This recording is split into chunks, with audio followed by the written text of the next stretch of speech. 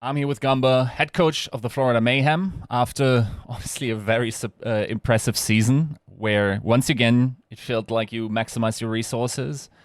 And I mean, I think it's the most successful season of the franchise ever. So, Yep, that's not a high bar though. I think, to be honest, fair. I think we're But the worst team in the league until I joined, right? Over the 4 seasons prior, so I feels think good to turn it around. I think that maps out, yeah. So, in general, how do you think about your season? Do you consider it a success? Do you think you could have done more? What are your general thoughts? Could we have done more? I think we set goals every year for our franchise. I say every year; it's been 2 years. You know, esports is not exactly a long-lasting thing at this point, but we set some goals. We said we wanted to win a tournament. We said we wanted to make every event. We said we didn't want to lose to a contenders team. And that we wanted to make a deep playoff run. And actually, we've accomplished all of those goals, except for making a deep playoff run because we don't have a time machine. So we're going to have to do that in the future. Looking good, though, I think, to be honest. I mean, even just making top four would be monumental given the budget. And, you know, I do believe, at least in the context of the amount that any team could believe that they could win the league, that we will win, right? I think that we should win. I think I said this to Gravy yesterday. I think if we lose the Overwatch League this year, we failed at this point. Even though overall I think it's a success, right? It's just given the exact situation we have now with our roster and the meta and how other teams are not necessarily as prepared as we are, I think, for this situation. I think we should expect ourselves to win. So yeah, great season, obviously, but hoping to finish even stronger, I think. I think we didn't get to do it this year in terms of budget, but if you had to say, like, in comparison to your direct competitors at the top, like, how would you say your budget compares? Are you still outperforming your resources significantly? Yeah, I think we're seventh in NA or maybe eighth. We're like around Vancouver's budget. I think for Houston, Atlanta, maybe it's like twice as much, right? I'm ballparking. I think GMs would know more about this. A lot of the GMs actually and ask every team how much they spend and try and keep track of all the contracts. I don't do that because that's not my job. But yeah, I mean, we've been outperforming our budget more than I would imagine almost any team in history, especially when you consider that there's diminishing returns as you get closer and closer to the top, right? Like obviously there's been teams like London last year that did really well with a low budget, actually pretty similar budget to ours, but I think being a team that has literally beaten every team this year and has gone 8-0 and had all these, we won a tournament for our budget it's the first of its kind, and I'm really proud of that. Yeah, we've really outperformed that budget for sure. I always felt like outperforming your budget is one of the hallmark features of a coach of the year. So we're going into the award season and whatnot, right? I think a lot of folks have you pegged. What do you think? Like, do you think if you were to evaluate your performance this year, would you give it to someone like that had a performance like you? Yeah, okay, multiple layers there. Yeah, of course. I think I should win, to be honest. I think I deserve it. At some level, I think there's a lot of luck involved, right? Like, you need the patch to be a certain way. You need your signings to work out. Like, obviously, we had good scouting, and that's why we found, someone, the tank player. But that's also luck, Like, the potential he had cannot possibly have been measured when we signed him. We couldn't know that. So I do think coaching's integral in making use of your budget, but I think that's also just because low budget teams have to sign rookie players who don't have any friends, so you don't get that friendship buff, and you don't get those deals with friends that want to join your team because they want to play with their friends. And I think veteran players also don't listen to coaches as much, right? So there's no other world where a low budget team could succeed other than having a good coach. So yeah, it's an accomplishment for sure, but it's also expected, right? I mean, there's no other way that could happen, right? Sure. Now, there are other awards up for grabs, and you had a bunch of nominations this year. And I mean, there's World Stars up for grabs. We can think what we want about the way this voting worked in terms of the regional split and making that a lot more competitive. Who cares about role? Like, I don't role last year, like it's good for those players to feel good when they win that award, but actually most people don't worry about that, I think. But yeah, obviously the APAC split is ridiculous. I mean, everyone can see that. So, in terms of MVP, do you think someone cares? Of course, yeah. That's the most important award, right? That's like the most prestigious award. And he's a player who's been underappreciated. I think everyone knows he's a really good player, but I mean, he doesn't get paid much money. He's been on the same contract now since his rookie year. he's played on a team where he has to do a lot of the heavy lifting, and in a lot of ways, he's our leader and our most motivated player, and the player who talks the most, and the player who sacrifices the most for the team. He is the perfect player in my mind. Like, I've never worked with someone like him that I just cannot criticize. I can't say anything wrong about him. You know, he's actually the perfect human. But he does care a lot about the MVP award. So makes sense. Yeah. What do you think about the direct competition? The interesting part is I just got done interviewing Junkbuck, and he said he wouldn't have even given it to Lip in terms of like him being the primary candidate for Atlanta. If he had to choose, he would have said Stalker. Yeah, I would have said the same thing, actually, the exact same thing. I would have said Stalker as well. We think that too. That being said, Stalker's been a little worse for wear recently, but I think the players that are flexible and can play multiple characters at that really, really high level what allow the top teams to win games. Lip played Sombra all year because the patch was bad. Like, the patch was just fundamentally awful. If you remember, it started with the Prime. Sombra was already really good. They were already playing Sombra, and they were already a strong team. And they obliterated McCree, Cassidy, which was the direct counter to Sombra at the time. And then they buffed Sombra. And it's like, so you had one of the worst patches of all time, I think, in that moment. And Atlanta had a Sombra player, but I mean, that's kind of fortunate. I think, you know, like they're one of the, like, Lip's one of the only players like that. So I do see why there's an argument for him to be the MVP, but you know, I think realistically, as time went on, they got less of an advantage on that comp. Other Sombras started to catch up. They proved that they couldn't adapt to a lot of comps, so they had like a really weak last stage. But Lip's a great player. I do think Stalker's the player that impressed me more, though, for sure. I'd agree with Junkbuck on that one. All right, some technical difficulties, but we got it. Got back, of course, different background, but still same day. So I think we left it off in the discussion around Lip, and I was interested. If this is going into a Hitscan meta, how would you rank Lip amongst the remaining Hitscan players? Having deja vu here, but look, I think he, you know, I'll summarize because I've already answered the question, but he didn't play Hitscan all year. He's immensely talented. They kind of played Sombra all year, which I think hurt, you know, his progress, I suppose, or his, you know, maybe he's got some rust at this point. I think we'd rate Lip around 2 after Merit. We think Merit's the best Hitscan. But that being said, it's so hard to say. You know, we just didn't see a lot of Hitscan this year, right? Most teams didn't enable their Hitscan play like we did. They just tried to play Sombra no matter what, you know.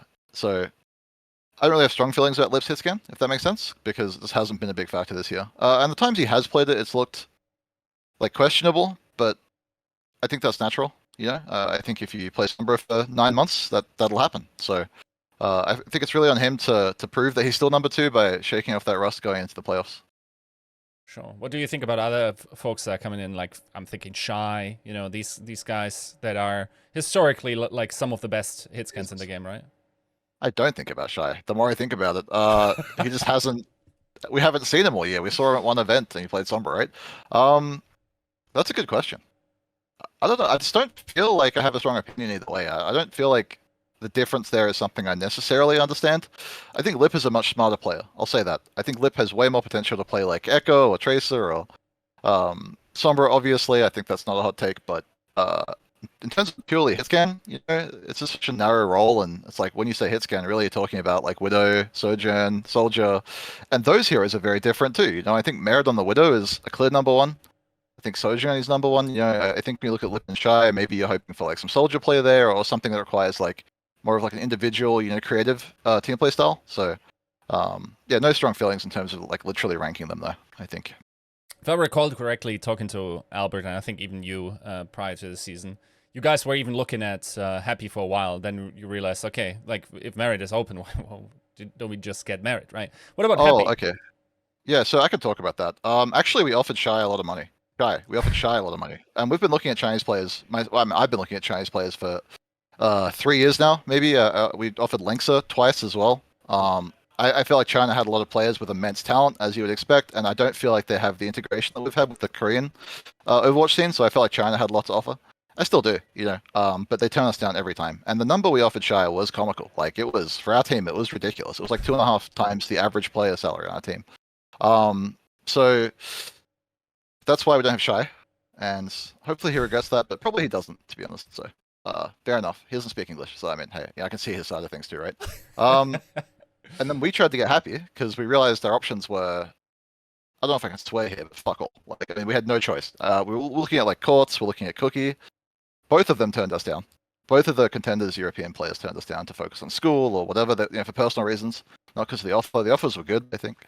And that left Happy. Happy was the only player we could get. I put Happy on like the creative hitscan role, where he's not going to win you the Widow battle at a playoff situation, but he'll win you the game in other ways, in communication and flexibility. So yeah, we offered Happy a lot of money too. And then it turned out Houston wanted him, and then they had Merit, and they were looking to change Happy for Merit, and so we got Merit as sort of, I think in their mind, a consolation prize, but actually we were super happy with that. You know what I mean? We love Merit, so it worked out really well. And I think Houston had an incentive to sell him to us because we were going to compete with their hit scan that they wanted and drive up that price. And we probably also at the time looked like a team that didn't have a lot of power going on. Our roster wasn't really built out at that point. I don't think we had Chorong.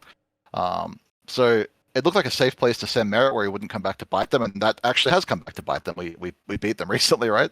And we should have beat them in Korea. I think they got lucky to get out of that one for sure. Like we threw that game, so it has come back to bite them, and I hope it comes back to bite them further. Obviously, I appreciate what they did for us actually. Like For sure.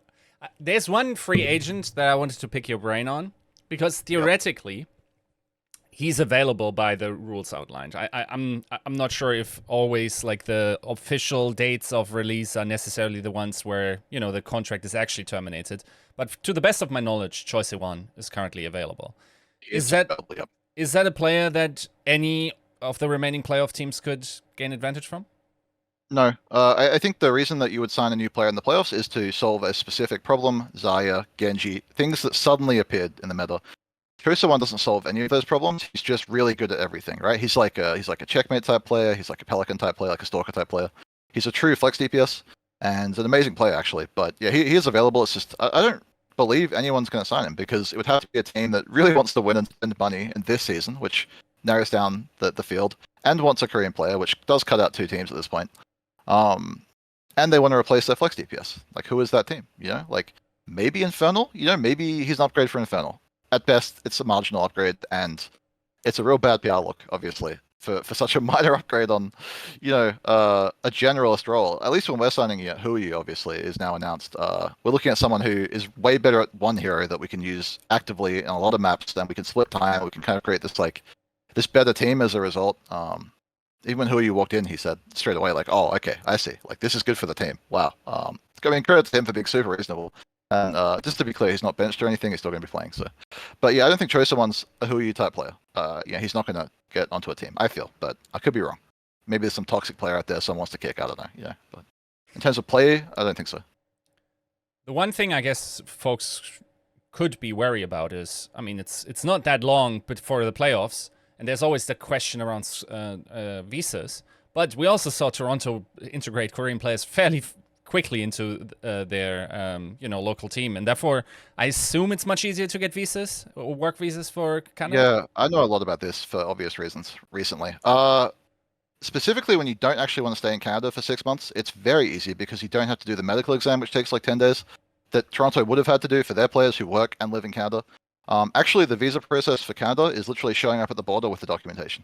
That's it. So, and you can fly the players to America or to wherever you're playing from for practice, which we have done. Hui is here with us, because you don't need a visa to practice Overwatch. That's not actually a job. You're not really like creating value. So, he's going to be playing with us in Canada, we expect, and yeah, it's very simple. I think the perfect storm that's occurred here is that the event was set in Canada for this reason, not so people could sign players going into the playoffs. Actually, just because it guaranteed that Hangzhou could get visas. It guaranteed, because Chinese people can actually get visas in Canada very easily, whereas they can't in the US. And it guaranteed that every team that got through the contenders system would be able to get visas, because the contenders players, like OT Blast, for example, don't have visas. They were going to get the visas after they qualified. So that's why I think Canada was selected as an event location, and I guess because Toronto Defiant is willing to host. Which has led to a sort of paradigm where you can just change your roster going into the playoffs, which has never been possible before. Very interesting. I guess like if the ability is there, it's a question of competitive integrity to a degree to decide if that's desirable. From your point of view, do you think, like, are you a purist, or would you rather like to see the best Overwatch being played? Like, where do you stand there? Purist. I think actually it depends what you mean by purist. I feel like we might have different definitions there, but I think basically it shouldn't be allowed. I think you shouldn't be able to change your roster going into the playoffs. Um, and every sane person thinks that.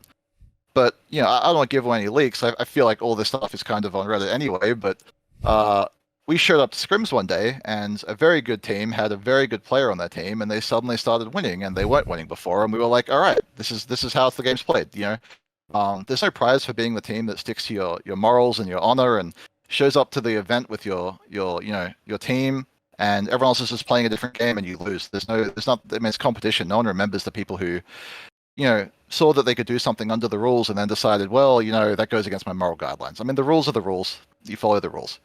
Some people don't follow the rules, but we try to follow the rules. So, at the end of the day, we saw it from a bunch of different perspectives, right? We saw it from a opportunistic perspective. We saw it from we need to compete with other teams who are going to do this, and there are more teams talking about doing this. I've heard of at least 3 teams talking about signing specifically off tanks. I think that's the big one for an obvious reason. But for us, we also saw other avenues too. We saw, like, for example, what if we couldn't get a visa? It's like, well, he can coach Checkmate on Genji, right? Who better to coach someone on Genji than Huyu? And he's a really smart, eloquent player. Like, people don't know anything about Huyu, and I didn't really either, to be honest. I mean, we don't typically research the players we sign in that way. Personality traits are kind of invisible to us, but he's a leader. He came in on day one and started leading the review. He started talking about how he wants to play the character and how he wants bubbles and how we should communicate. And he had a bunch of ideas, and he's a real competitor. So I'm really happy that we got this opportunity because I'll learn a lot from it, and so will the team. But yeah, it does suck for the league. I mean, of course, this shouldn't be allowed. I mean, that's obvious, right? Like, you shouldn't be able to change your roster in the playoffs because the problem is that there's always a new patch going into the playoffs. And so there's no reasonable way to prepare for it other than signing new players. So once that is the method that you have available, that's the de facto way to build a roster. It's also cost efficient. People talk about the league saving money. Every team is saving money, but what's the cost to send a player to Canada for 1 month and pay them minimum league salary? It's like $10,000, right? The Overwatch League budget for even a cheap team is like $500,000, right? Upper end might be like $1.5–2 million. I mean, what's $10,000? And like, rationalize that from a financial perspective. I mean, what are the odds that signing Huyu gets us back that money in the playoffs? Yeah. That's a low bar, right? I mean, we're talking about $1 million here, like, So yeah, I think our decision was obvious. I don't give a shit if people flame us or not. I know, like, Albert cares and the old cares, but I mean, look, it's what are you gonna do? Like, this is the way the game's played. I don't think it should be played that way, but there are plenty of things in the format I don't agree with or do agree with. So we just do what we can to win. All right, let's keep hammering that nail. So when we're talking about like that segue, yeah, I thought about it. Yeah, when we're talking about formats, of course, there has been some controversy, I guess, at least in the community, who really don't like specifically like the tournament format in terms of, like, 2 groups into single elimination. Where do you stand on that? Yeah, I have a hot take, actually. I don't have a big problem with format, and in some ways I think it makes a lot of sense. I think the criticism against Blizzard is just ignorant of the variables they're considering. It's like if Blizzard was trying to draw a dog and people were like, why did you draw a cat? It's like they have a different goal in mind, right? Like, you have to think about their objectives, and it's like, what are their objectives? Well, I mean, given that like 2 people work at Overwatch League, I mean, probably to save money, right? I mean, probably to reduce complexity, probably to not have every day of matches end at a random time and have like tiebreaker matches and all this garbage and such variable match length and all this stuff. Their job is to reduce the overall complexity of the event and reduce the cost of the event and maximize viewership and engagement per match. And the way they've done it, I think, does that. I think accomplishes that goal. And I think it has a lot of parity with what other people are doing in esports for this reason. I don't watch esport matches in a tournament format if there isn't elimination on the line, because it's just pointless. You end up seeing the same game multiple times, right? There's other conversations too. I think they went with the GSL format, which I think eliminates all of the single elim problems in a way, because it's not like, think about season 1. Actually, this is close to my heart because we should have been in the grand finals in season 1. Valiant. I was the coach on Valiant. I coached the first Overwatch League match, actually. And we were the second best team. I think we're actually the best team at the end of season 1. And London went on this like killing spree and started playing super well, right? And as you remember, London ended up winning the tournament. But because we played London, because it was based on seeding and there wasn't like a GSL, there wasn't a Swiss or anything. It was just seeded from the regular season, and it was a completely different meta. We played London first. It was a best of 3, by the way. We lost 2-0. Our season's over in one best of 3. And then Fusion played New York, who were destroyed at that time, and went to the finals, right? Maybe I'm misremembering some details here, but that's an example of where single elim damaged the competitive integrity of the product, right? It led to a team that wasn't the best being in a position that may have suggested they were. That isn't possible in Toronto this year. Like, the GSL format will ensure that, you know, for example, let's say Houston's the second best team, which I believe, right? I think we're the best. I think Houston's the second best. That's my current opinion. I'm biased, obviously, but if Houston loses to us in the GSL, they can still go up against Atlanta on the other side of the bracket in the playoffs and then prove they're the second best team and make the finals. Nobody is getting hurt by the single elim here. I don't know why this is a problem. Maybe it could have been a Swiss or something, but that would lead to tiebreakers. So I think you can see a lot of Blizzard's decision making makes sense given their variables, right? And I think the people who make these decisions are not morons, even though the league does make a lot of bad decisions, right? I like the format. I think the playoff matches are going to be increased in terms of engagement by the fact that if you lose, you're out. And that's going to make it way more exciting. If you win, you go to the grand finals for $1 million. Every match is going to matter a lot. The one wrinkle I would agree with is the third place match is stupid. Like, nobody wants to watch that shit. Nobody wants to play it. The amount of money is like not inconsequential, but it could just be divided. You know, honestly, if the tournament ended and there was just like a third and fourth group, you know, like it was kind of interchangeable, I think that would have been fine.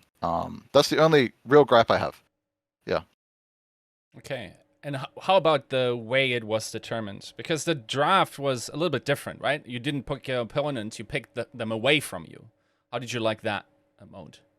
So the reason I think that has merit, and again, I think if you ask Blizzard, I mean, you can't do that, but you know, if Blizzard told you all their reasons, they'd actually probably have a lot of reasons. They probably have a complicated decision-making process. They're not just having some guy who's like, I think we should do this. Like, I think they do think about it.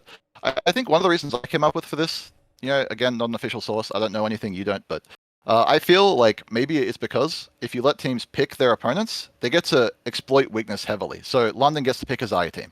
You know what I mean? They get to like rig the match. London would never pick, obviously, they're like the last seed, but they could pick a Zarya team and get a free win, right? By picking your opponent, you kind of end up averaging in a way that makes the groups less random. They're more consistent because you're picking your best opponents away from you, and then you don't actually get to pick who you play. So I can see some merits to that, but I honestly don't think this was like a big decision. It could have gone either way. It could have been based on just the seeding going into the event. That could have been fine. I think the big problem I have is that, yeah, obviously APAC, like, I still can't tell you how that region works or how the seeding works. Infernal couldn't tell you. They didn't even know they were first seed. They show up on the day and they're like, we're first seed? What? Like, Hangzhou should have been first seed, I think. Everyone with a brain can see that. And then Infernal trolled the pick, or trolled. I think they're actually trying to avoid London, for real. But, and I think the real danger here is not the selection mechanism. It's the fact that the selection mechanism influences the seeding for the event. Why is that important? It's important because, and sorry if I'm like jumping ahead of topics here, but it's important because the seeding, as per the selection process, influences your PPA allocation. So our PPA allocation has all of the good NA teams in it, and we can scrim them. And the other group has more APAC teams in London, and so the PPA allocation, PPA means player practice area. It's where you practice at the event. That allocation was influenced by this decision, and that wasn't fair. You know, it's just not. It's not good. I think that's a big L. I think it should have been based on the regular season performance. And also, I think most importantly, the seeding influences the map selection process in a way that it hasn't previously, because now we have a new game mode. So if you're the team that picks the control map, you don't get to play another control map in that series, right? Like, that decision is so much more important now than it used to be. So having the seeding determined in this way, in a way that puts London as like the 4th seed or whatever they are, is insane. You know, like, they have a huge competitive advantage, and we have a competitive advantage against Houston. I believe we get to pick the COTY map against Houston. But yeah, we were above them, so I think that's more fair, right? But yeah, I worry about those ramifications. That is something I would criticize about the format, to be honest. Yeah. Can you explain the PPA allocation in terms of, in my mind, I was like, okay, so there's the strategy of stacking your bracket. You at least get a second chance against the best teams in the world. And then if you make it out as top dog, you get the lower seed from the other group. Therefore, like, you have a pretty much a free ride into the, or as free a ride as it can be, stacked against, like, you know, you want an easy ride into the single 11, hopefully, like, win one and you're in the finals. The consideration against stacking your bracket is that you're now inclined to not play against your direct opposition, who are the best teams in the world, and therefore like you're decreasing the quality of your practice. Is that what the PvP allocation also enforces, or is it completely random? Okay, so actually brought up something important that I should probably also talk about. But the PP allocation, PPA, dude, acronyms are so stupid. The practice area allocation is a problem because you can pick early or late practice areas in Toronto because there's only 4 total and there's 8 teams. So you share over 2 time blocks, right? And so what happened is the moment we realized that we were a top seed and Atlanta was a top seed and we couldn't play them, we messaged them and said, hey, where are you going? Like, which PPA are you trying to get? And we got the same one. And Boston, I messaged Boston. Boston got the same one. So we've stacked the PPAs so that we have more practice, which is possible because of the format, essentially. That's what I mean. I mean that you get to pick your allocation and then all the good teams can pick the same allocation with a bias towards the groups they're in. And so, we basically have perfect 4 to 6, 7 to 9 scrims while we're in Toronto. And that might not be possible in the other group, right? But you also brought up the groups as well. Like, yeah, I think people on Reddit, any social media you read will talk about how the fact that Seoul picking London screwed up the groups in a way that isn't fair. Or maybe our group's not fair, or we're playing Dallas and Houston and it's not fair. And I couldn't disagree more. I love our group, I think one of the scariest things to do, and for the reason you mentioned, obviously, you said something smart, which is because our group is, like we have more NA teams in the other group. That's good for our practice. Like Atlanta and Boston are great opponents, right? So we love that. It's good for practice, of course. And having the APAC teams in our group means that those APAC teams can't play against each other in Korea. So their practice is muddled, right? They don't have the same practice that we in Houston have. So they're at a huge disadvantage, right? Straight off the bat. On top of that, I think for the most part, the teams in our group are teams that we expect to play in a sane way, right? They're going to play probably a lot of Zarya, they're going to play like meta comps a lot of the time with some variations. But we're already really familiar with that. We've played Houston a lot. We know what Houston plays, right? Dallas is going to play like us. That's very, very practicable for us. But who are they going to practice against over in Korea? Who's the Zarya team they can practice against? There isn't one, right? Yeah, so I think we have a huge advantage over the APAC teams there as well. Just really happy with that group. I think Dallas are probably overrated as well. I think that's a factor, right? I think Infernal with Hyunjae is, literally screwed. Like, I think Fixer was the IGL. I think Fixer was a big reason that team was so good. Now they're in that group. We're loving it. Like, there's no problem here. If you look at the other group, they have London. London are bracket terrorists, Like, you don't want to play London in a playoff event. You don't have to prepare for this one random team that plays one random style. And then you have Hangzhou. Yeah, again, bracket terrorists. I think that bracket is terrifying. Like, the other side of the group is, the other group is terrifying. I really think that. So I don't believe people that say that group's harder. I think it's easier for a team that is expected to win and reduce variance. Our situation is great. But Dallas Infernal, on paper, doesn't look so good. Yeah. For them, terrible. Yeah, I agree. All right. Then I guess the last question to ask is it obvious that you guys are the favorite given all the circumstances and the qualities that your team has? Yeah, I think so. Like, the patch is great for us. I don't know why there was a patch. Why did they buff Zarya? She was already good, and the patch was super balanced. And maybe like a cut like Orisa needs to be nerfed a little bit, but Zarya was actually a pretty good Orisa counter. I think we would have found that, over time if they just let us do that. But I think this patch is really bad, and it follows a really good patch. So that's really sad. But it's a patch that's good for us. We got the Genji before anybody else could. And I think I've heard, even I think on podcast you did the other day, I think you talked about like someone on Zarya. He's an amazing Zarya. Like, people don't realize this. We qualified last year for the play-ins with him on Zarya, and we dominated Toronto, who had Hotbar, and we dominated like Vancouver, who had Punk. Like, Hammond's an elite Zarya, and that's been showing in scrims as well. Like, we don't feel like a Zarya gap at all, and I feel like, I'm just gonna say it, I think if the meta is Sojo and Genji, for example, we have the best DPS in the league, bar none. Right? I think if Ryan comps come back and we need to play Mei or Bastion, we have the best DPS in the league. Right? Like, Bab Lucio, yeah, we have some of the best supports in the league. We should definitely win, I think. That's why I said earlier before the Florida internet problem, I think we expect to win, and if we don't win, we've failed, right? This is not like last year where getting top 8 was an accomplishment. Getting top 3 is not an accomplishment with this team, like that's a failure. So we're taking it very seriously, and we're putting really high standards on ourselves. I think we should definitely win. I guess let me tag on to that, because yes, you're right. I did think like someone in terms of like the Zaryas It's not specialist. attack, you know. Like No. I completely. most people think that. Yeah, I'm actually intrigued, but what you believe here because, of course, there are some rumors about some Zaryas specialists coming in. They're very good, and then there's of course also Hanbin. How does someone stack up against those guys? Who are the people you mentioned? Hanbin and who? I guess let's just say go with the rumor and say Burner for. Okay, can't confirm any rumors, but right. Look, the rumors are never wrong, but can't confirm them. Any rumors? Look, I think he's under Hanbin, right? I mean, that's not a hot take. I mean, I'd be delusional if I said otherwise. Then yeah, with any other Zarya, in my estimation, I think that he should be on the same level as them or better. And just keep in mind, you know, he's a more flexible player. Let's not pretend that, you know, Zarya's 100% playable. Like if they play Reinhardt, do you want to play Zarya? Probably not, you know. So if you include his flexibility, I think he's still the most valuable tank in the league. I think that's been true all year. I think it's true now. I think we couldn't have done what we did this year, and we couldn't have shown how good our coaches were this year if we didn't have a player who was a Swiss Army knife mid-game. That's not normal. Like we can attack with Monkey and defend with Sigma. You know, this is not a normal situation. Most coaches can't think this way because their players don't let them do that. So, yeah, big Ham fan, obviously. Big believer in Ham, and I think he's going to be at least the top 2 Zarya for sure. Like, yeah, 100%. Okay, let me take on what because I interviewed other guys earlier, and the one thing that is always very strange to me is like the most invisible team this year seems to be the team that has the most Overwatch League champions of all time. And it's Boston. Boston Nobody right? seems to be talking about Boston. Nobody seems to really be talking about the qualities of Smurf a lot, who, I mean, in some ways is sorta, kinda different to someone. And then, of course, they have an Overwatch League champion stack team. Do they have no say in the matter here?